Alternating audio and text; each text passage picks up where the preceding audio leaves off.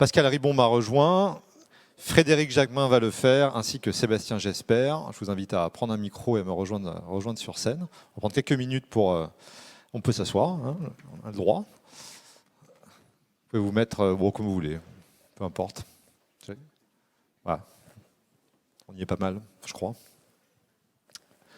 À vous la parole, Frédéric Jacquemin. Vous êtes vice-président de Nantes Université. Vous avez suivi tout ou partie des débats aujourd'hui. Vous en avez retenu quoi ? Alors j'en ai retenu beaucoup de choses. Déjà, je vais dire quelques mots pour rappeler finalement que nous avons été ravis de co-organiser cette manifestation avec BPI France. Merci Pascal, merci Sébastien, d'accueillir cette manifestation sur un site de Nantes Université. Alors j'en ai retenu beaucoup de choses. J'espère surtout que ces échanges, et je tiens à remercier l'ensemble des participants, ont répondu aux questions que se posent les personnes qui ont l'envie d'entreprendre. Et ont suscité finalement aussi l'envie d'entreprendre pour ceux qui se posent la question de le faire ou pas. Donc je retiens déjà ça. Je tiens aussi à rappeler que cette manifestation associe un grand nombre de partenaires et ça montre aussi toute la mobilisation du monde académique sur ces questions-là. À la fois dans notre quotidien, nous avons des démarches de sensibilisation, de diffusion et d'accompagnement. Et nous travaillons avec différents dispositifs. Vous avez eu une table ronde sur le dispositif Pépite, par exemple pour nos étudiants, avec le statut d'étudiant entrepreneur. Nous avons aussi des dispositifs qui sont plutôt finalement dans la phase d'idéation et de prospective concernant le projet, qui est plutôt sur des dispositifs de type Deep Tech Starter ou Deep Tech Matching avec Atlampol et la SAT. Et puis, grâce à notre e-site Next que nous venons d'avoir de façon pérenne, nous avons aussi un dispositif qui s'appelle Deep Tech Founders qui permet évidemment d'accompagner les projets qui ont déjà une certaine maturité et de passer à l'échelle de la mise en œuvre. Donc voilà. Merci Monsieur Jacquemin. À ma gauche, BPI France. Pascal Ribon, vous êtes directrice Deep Tech. Sébastien Gesber, vous êtes délégué régional innovation Pays de la Loire. Je ne sais pas qui de vous deux veut commencer pour son mot de conclusion et d'analyse. Vous passez la politesse. Allez, Sébastien, on y va. Merci Pascal. Bonjour à tous.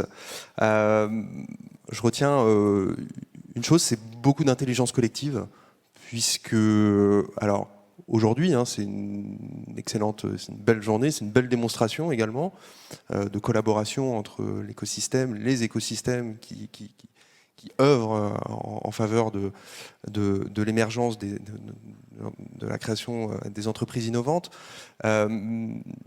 Et puis, surtout, dans l'organisation de cet événement, qui est un événement dédié et pour l'écosystème régional. Et en ça, je trouve que c'est assez remarquable aujourd'hui de voir les interactions qu'il y a pu avoir entre les différentes tables rondes, workshops, témoignages.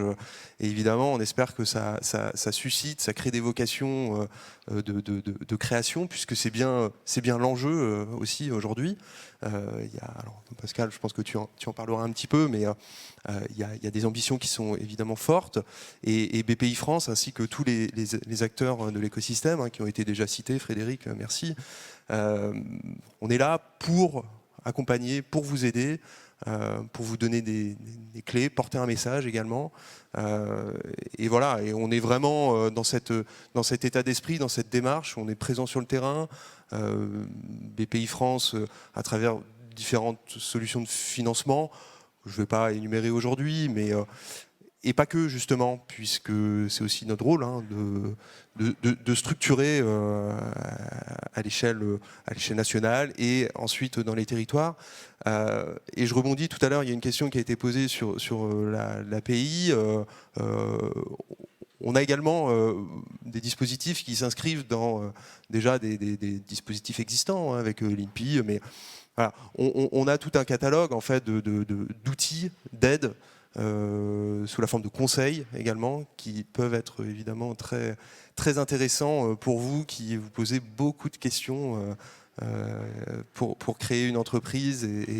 Et voilà, donc c'est vraiment notre rôle et on est à la disposition de tout le monde. Donc pas hésiter à venir à notre rencontre et on sera ravis, nous en tout cas, de venir à la vôtre. Ça, il n'y a pas de doute. Merci. Merci Sébastien. Pascal Ribon, c'est à vous l'honneur de conclure. Sébastien commence à faire la transition sur la stratégie, voilà, sur les Oui. années, les mois à venir. Effectivement, d'abord un grand merci pour nous avoir accueillis ici dans ce bel endroit. On était déjà ici il y a un peu moins de 3 ans. Ça venait juste d'ouvrir, donc ça fait plaisir de voir que c'est beaucoup plus habité aujourd'hui que quand on était venu il y a 3 ans. Ça montre la dynamique. Un grand merci aussi à tous ceux qui ont participé à monter cet événement et qui a effectivement engagé beaucoup de partenaires locaux.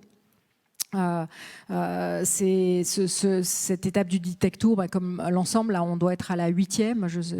8e depuis le début, la deuxième saison. Ouais, deuxième saison, parce qu'on en avait fait 15. Là, on en a 20 dates. C'est un temps fort dans le cadre d'une dynamique dans laquelle on est tous embarqués, hein, les acteurs académiques, tous les acteurs de l'accompagnement, puisqu'il y a une volonté très très forte de mettre des moyens importants sur la création de start-up et sur l'innovation via la création de start-up, parce qu'on est convaincu que c'est à côté des entreprises qui innovent, hein, aussi les entreprises existantes, les PME, les ETI de nos territoires.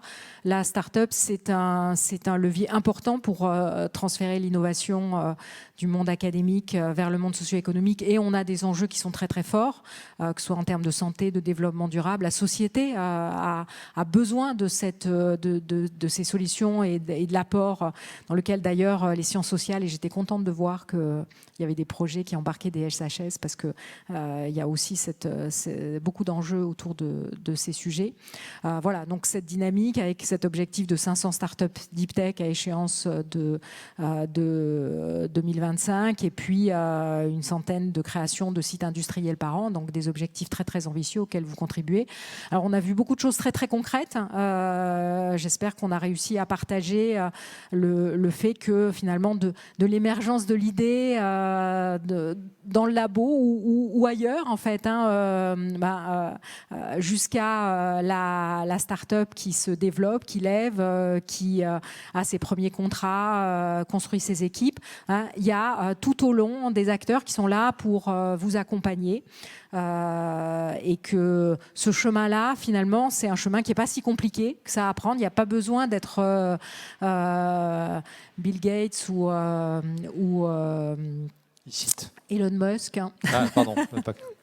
pour monter sa start-up et pour réussir, que c'est quelque chose, à partir du moment où vous avez une idée, vous avez de l'envie, faut y aller. Puis parfois on se plante, mais d'ailleurs la majorité se plante, hein, mais c'est pas grave, on recommence. Et puis il y en a quand même tout un tas qui vont devenir de belles entreprises et qui vont apporter leur pierre. Voilà. Donc j'espère qu'on aura réussi à planter un certain nombre de petites graines dans votre esprit et à vous donner envie d'y aller.